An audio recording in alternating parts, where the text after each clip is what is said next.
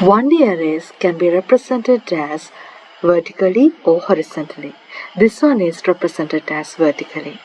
And array indices are numbered as 0 to 6. 0, 1, 2, 3, 4, 5, 6. And this array name is mylist.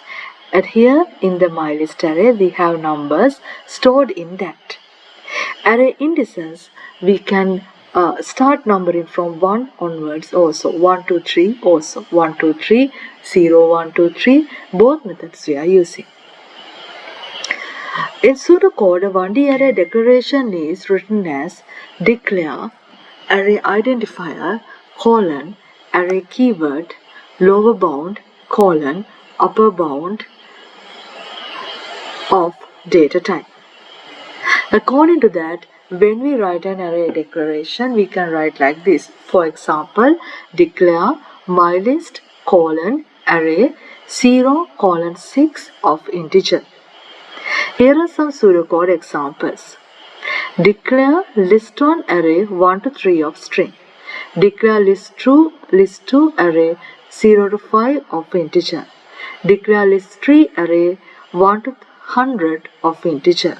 Declare list4 array 0 to 25 of character. Access in 1D arrays. Access in 1D arrays is also very important. For example,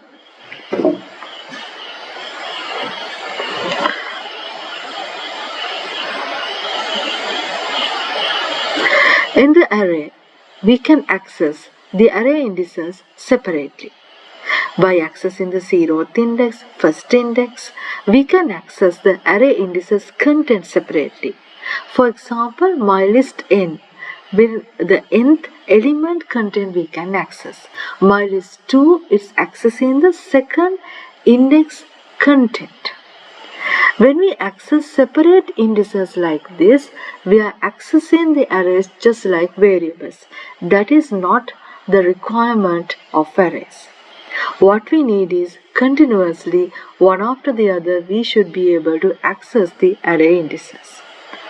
Accessing arrays using index values separately is very inconsistent. Therefore, the best available method to access the array indices is to use loops. For example, create an array named mylist can store 7 numbers. Insert and output values. Declare mylist array 0 colon 6 of integer. Insert in values for index 0 to 6. Do input mylist index.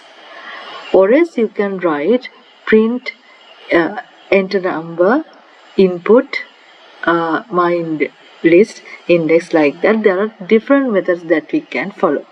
Then next index. After that, when you output the values, you can simply say for index 0 to 6 do output my list index next index.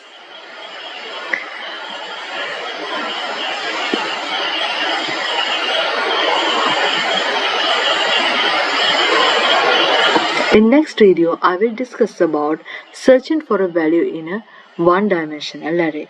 Thank you for watching the video. Have a nice day.